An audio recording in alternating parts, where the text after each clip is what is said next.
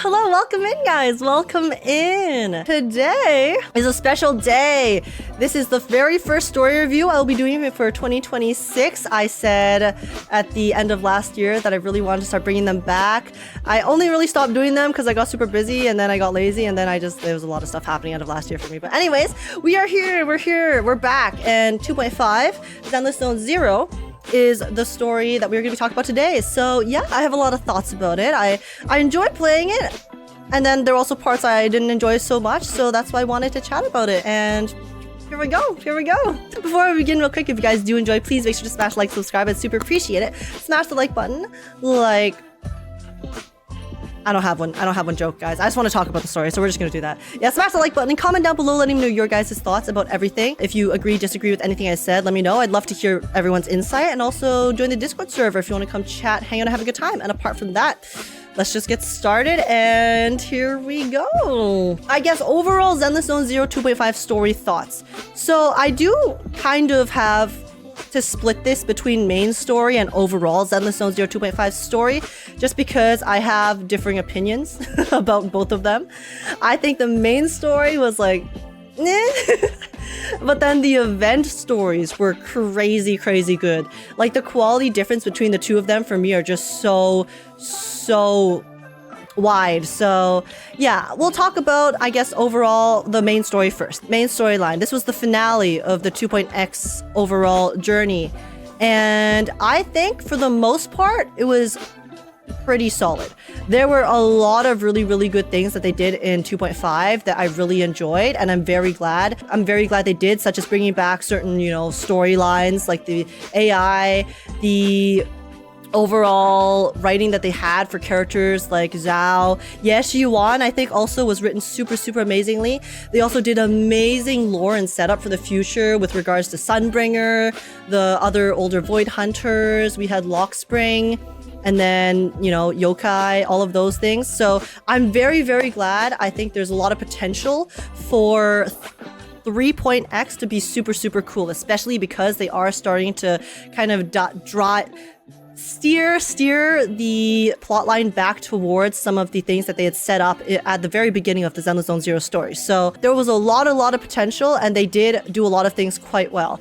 I also think that it was very interesting. I think they did a pretty interesting job with Shunguang by having her have the kind of split personality in a way. We got to see a lot into Shunguang and her inner psyche and some of those inner thoughts of her own that she was unable to confront through I call her White Shunguang, but her white form that we saw within the story. So I thought that was really nice as well, because it added a lot of depth to her, and I wish that they actually would have spent more time with Shunguang's white form on the screen and that like alter ego sort of thing. But I'll talk a bit more about that later, because that does lean a bit more towards some of the cons and some of the issues I had. Another thing was, their storytelling. The environments are pretty creative. I really enjoyed when we were inside Shunguang trying to help her recover her memories midway through the story, went into that domain to help her, walk through her memories, and then we saw some twisting hallways. You saw the hollow being a little bit spooky. I really enjoyed that. I also like the new map quite a bit. I'm running around it right now in the courtyard. This didn't show up too much in the main story, only in a little bit during that memory sequence, but it was still really nice to see. And then also at the very end, another thing, we actually seen a similar thing to what happened there before, but when Belle was basically, or MC was pushing through the swords trying to get to Shunguang as she was floating in the air, and how we basically had a combination of QTE and just like visuals on the screen of trying to get to her. I thought that was really sick. It was a nice way for them to implement some of the things that they've tried before, like when we were, going towards Yidhari in the past, right? So I think that was also really cool to see. They're doing a good job at finding, more ways to kind of have some cool visual storytelling things. So that was also pretty well done. Yeah, and again, the lore, right? I'm really glad that they have been adding extra lore into the world items too. Not just in the story itself, but with the world. They've added those audio discs, I think, the audio tapes that you can find as you explore the map, that will add a lot of insight into some of the lore for Sunbringer and I guess whatever stuff's going on in the Hollow, which I think is really, really good because it's huge for lore nerds and it doesn't force players who are uninterested in diving that deep into the lore. It doesn't force them to all have to go through it, right? So it doesn't make the story feel too bloated, but still offers the opportunity for people who are really interested in diving deep into the story to have that extra insight into what's going on. So I'm really glad that they're starting to add more lore items, and that's also a really, really good thing. Especially because they don't do really any commission quests anymore, which is where we got a lot of lore in 1.x overall. So hopefully they'll keep up those audio tapes for 3.x as well, because I think those are very, very nice and will help the theory crafters very much. But yeah, so overall, yeah, like the pros of it, solid lore, solid writing for the most part, and good setup. But on to the cons, okay? The main story quest for me had a lot of pros, but then one really, really big con. And that one big con honestly kind of did ruin the experience a bit, just because it made the entire story feel very... It was hard to be invested in it. And that one really big con for me was the pacing of the story. I think that the pacing for 2.5 was really bad. It was really bad. There are multiple reasons for why the pacing ended up the way it did, which I will get into. But first of all, the story was very repetitive. There were so many times where they would bring us back to this same idea and plot line of how Shunguang and Proxy's relationship, you know, and how much that we were kind of helping each other and helping her overcome it.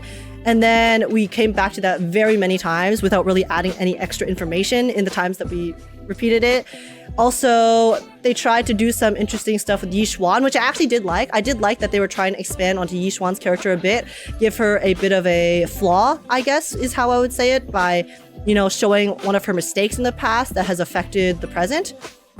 And I thought that that was pretty interesting, but that did feel like a bit of a, I don't know, how do I, it's like, it felt like a bit of a shallow version of Shiyuan's story, and I guess Shiyuan's role with regards to Shunguang, because like one kind of big idea of 2.5, right, was Shunguang coming to terms with herself and accepting herself and the fact that she wants to wield the sword not out of duty, not because others are pushing her to, but because of her own decision, right? And making that decision for herself without outside influence. And that was like the big thing. That was like her big developmental plot line in 2.5. So then we got to see that dynamic clashing with Yixuan's motives, right? Because he really wants to protect her so bad. And then, so then they also kind of like showed that right before we went to the Hollow, I think, before she really went crazy, saving us in the middle of the story.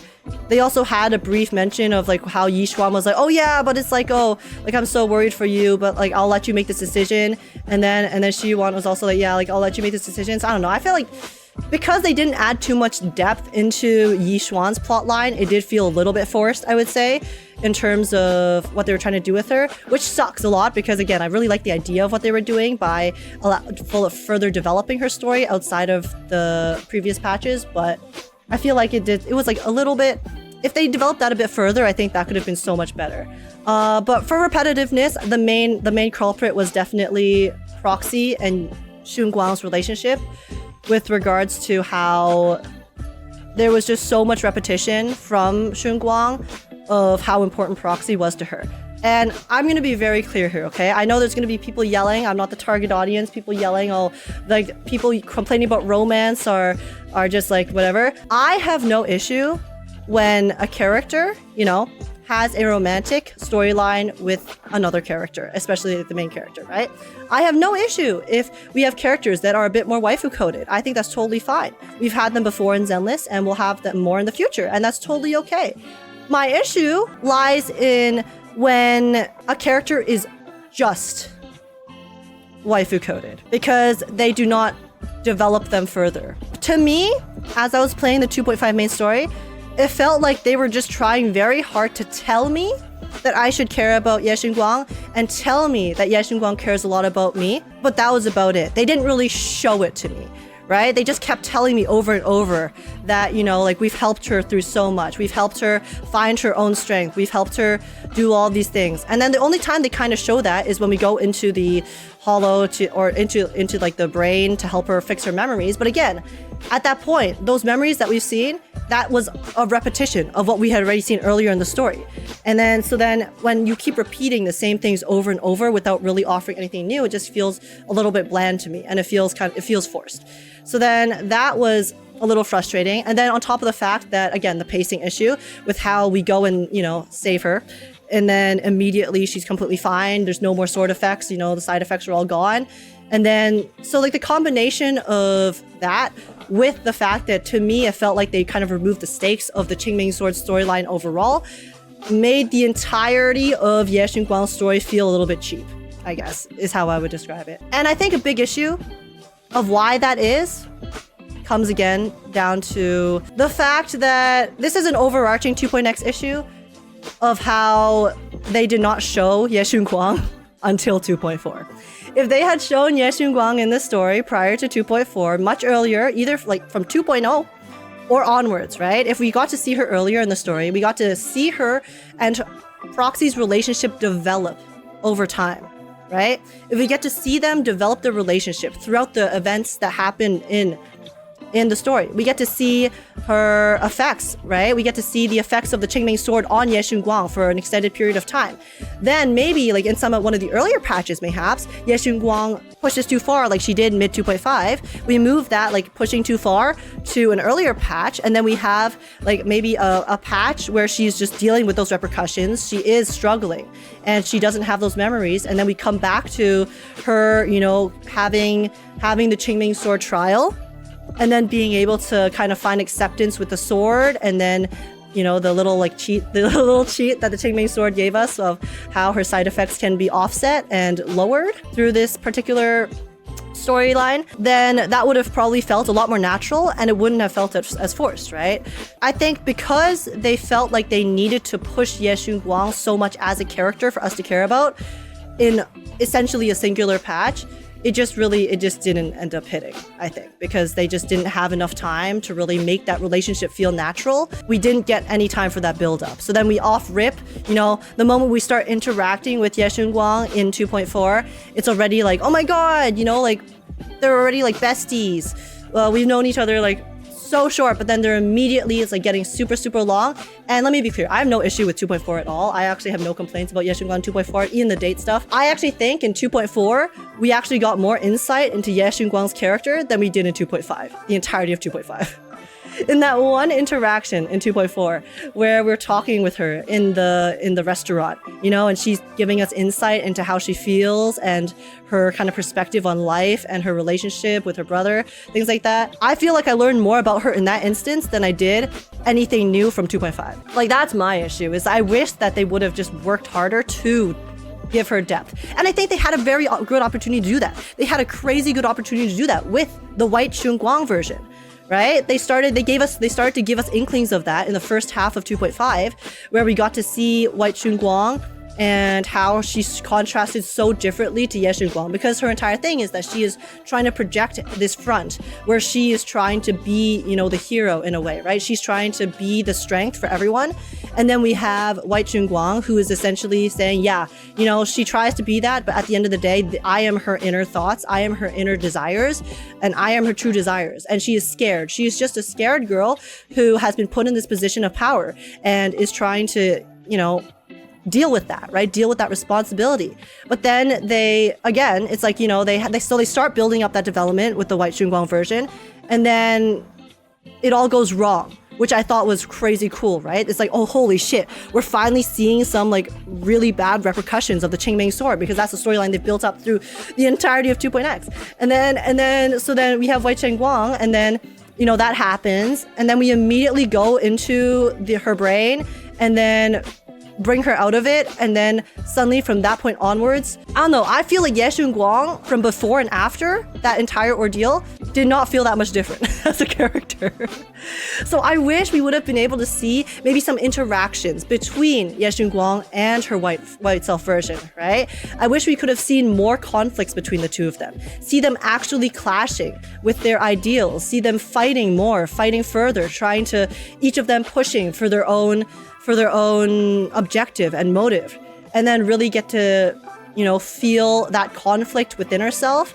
If they developed that further, I think that would have added so much depth to her character. So I really wish that they did do that. I mean, the main thing they could have done better in general was Shunguang's storyline, in my opinion. So yeah, I think that was like a big mistake on their part, and I really wish they would have spent a bit more time with that version of her. And then I guess like the next thing that kind of like ties into that was, because of all the repetitiveness, because of the kind of lack of depth to Shunguang's storyline, I think it felt like excessive fan service, rather than had they written her storyline very interestingly, constantly giving us new information.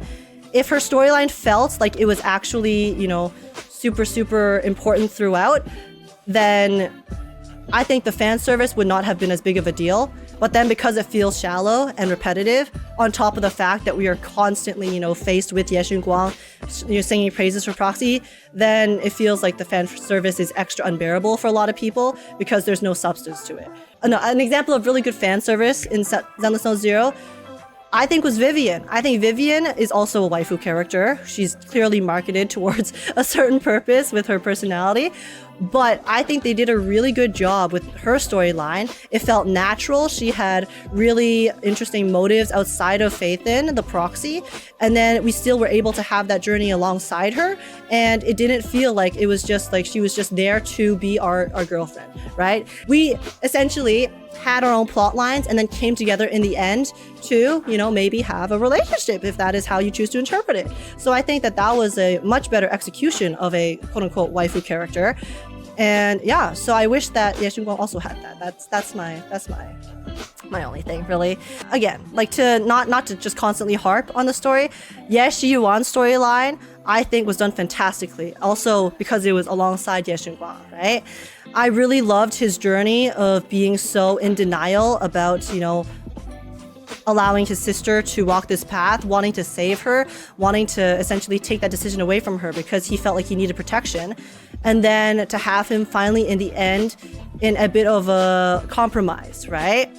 It wasn't cliche in the sense that he just ended up fully accepting her decision, but he was able to understand her, accept her decision, but still is doesn't want to fully accept it. So he'll accept her choice. He'll accept giving her the choice to walk her own path.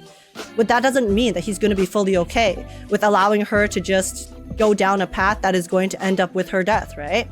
And I think that's a very realistic outcome, especially when you have characters and people that care about each other so much. So I think that Shiyuan's storyline was fantastic. I also think Zhao went from a character who I gave absolutely zero shits about from her drip marketing to a character that is one of my favorites in the game because I really love her story. I love her personality and how they did a really good job at subverting our expectations when it came to her as a person and what she'd been through, and especially in her role at Krampus too, right?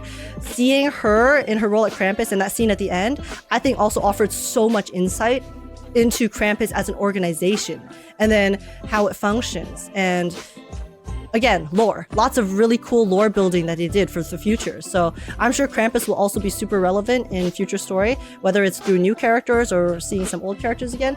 So I'm very, very excited for that. And I think that was really good. Like my biggest thing about 2.5 is that if it could have been so peak, I think, given what they had, it's like they failed the potential for it to have been a really, really, really good overall story because of, a lot of the issues that I mentioned just now.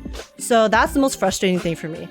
And yeah, and then now I'll just give some like really quick general thoughts about 2.x as a whole, just because I feel like you can't really talk about 2.5 in isolation without mentioning 2.x. Again, a lot of the issues I just mentioned, I said before, stem from the fact that 2.x overall was them attempting to write a overarching story. To the devs' credit, they did say that they are not very experienced in writing stories like that. They said they are much more experienced in writing the smaller stories, which is very clear because their smaller stories are so good. So then they attempted to do something new, you know, for 2.x with trying to connect an overarching story, but then I think had a lot of misses.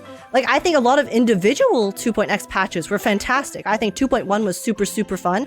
I loved 2.1. I really liked 2.2 as well. It was so good. 2.3 caught me by surprise because I thought Lucia's agent story was fantastic, right? And it was a really nice creative variation of some of the agent stories we've already seen so far, plus lore.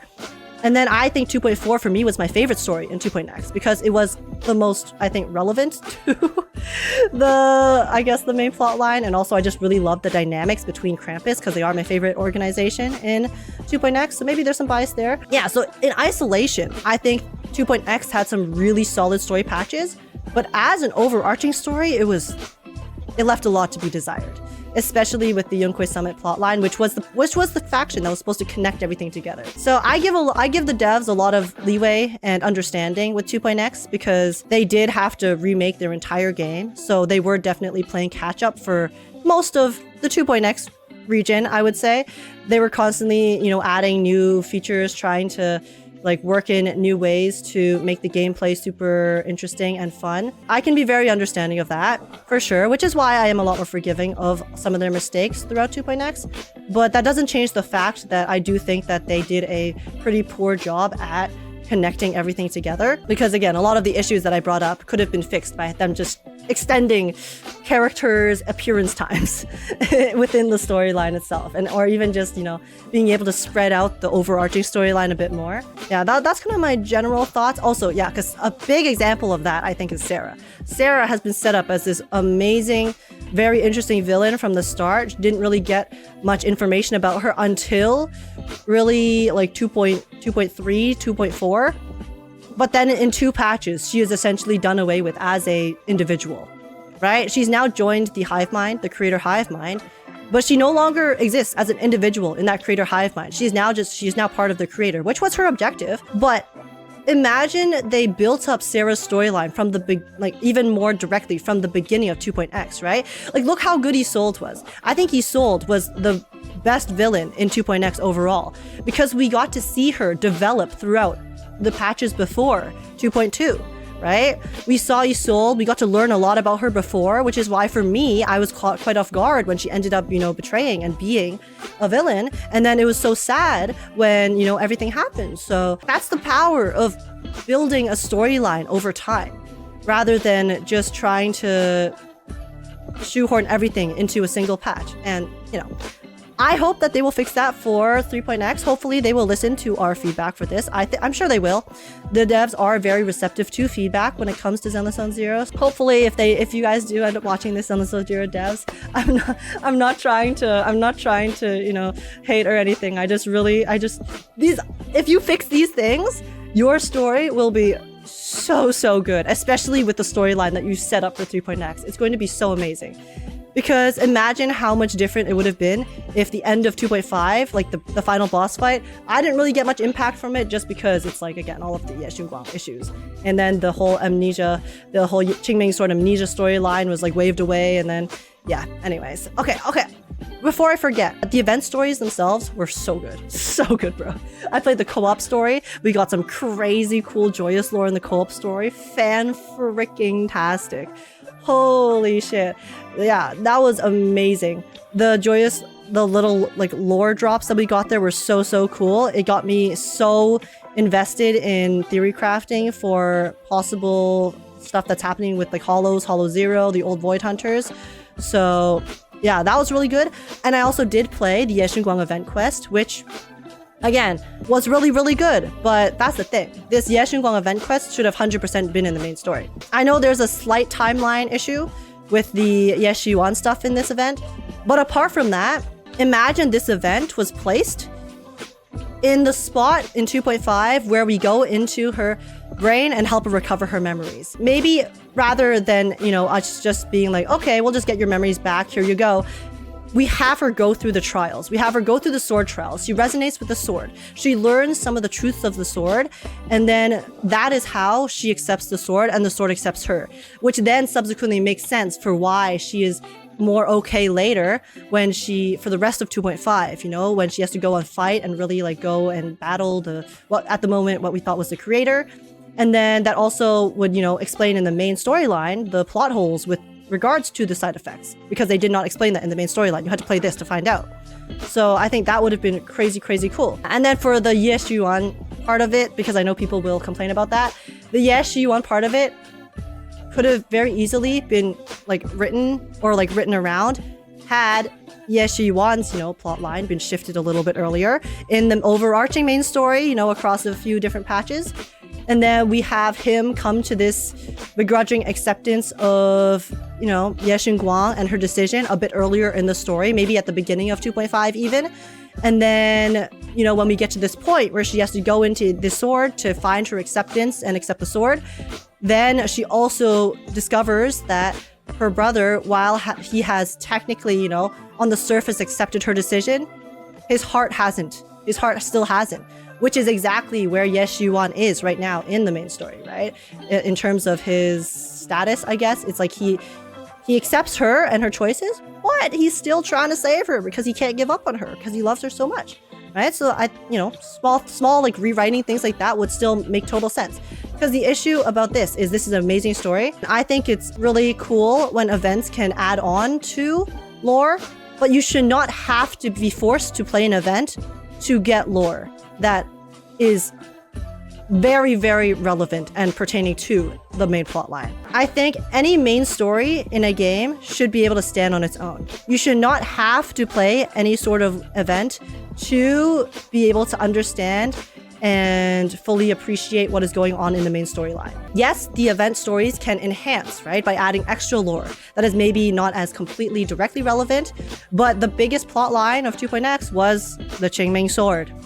So I feel like being forced to play an event to get the finale for what happened with the Qingming sword, when that is the main overarching theme of 2.x, is kind of, you know, don't do that. Don't do that. You should put that lore pertaining to the most important thing in 2.x in the main story. Let me know how you guys feel about that.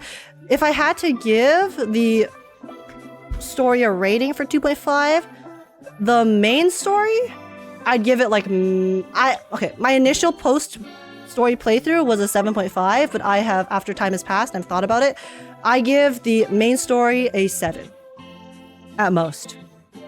And that's pretty bad for a finale patch, if I'm being honest. But yeah, I can't give it anything more than a 7 for just the main story. For the overall 2.5 story, I would give it an 8 because the events were so good, right? The events were crazy good. And then the overall 2.x storyline, probably like max like a 6.5. Again, I see their attempt to write an overarching storyline. I respect it. They just need to execute it better. They just need to put more effort into 3.x for planning out their story ahead of time so that they are then able to write it not as patch by patch, but more so, you know, like having that plan and then being able to connect everything as it's happening. So that when we get to the end and we get to the finale, it all accumulates, right? From that plot line, from that plot that they have been building up, that's been weaving throughout the different patches. So my overall summary for 2.5, yeah, I think it's like a bit of a failed potential for peak. Again, it wasn't all bad.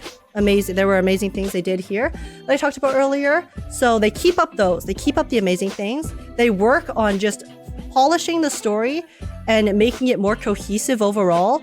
And then I think that we have crazy good foundation for 3.x because the story that they have set up for 3.x, I am eating up. I'm so glad we're going back to the AI plotline. I'm so glad we're going back to, you know, like Helios Academy, the Foundation, the, you know, Carol Arna, all of that whole shebang. It's going to be so interesting. We're dealing more in the cursed weapons or the cursed objects next in the next arc. It's going to be so cool. Polish the overarching, you know, plotline, and then it'll be, I think, really, really fantastic on top of all of the improvements that they have made with the telling of the story too. Hope they take the feedback and then are able to implement it for the most part.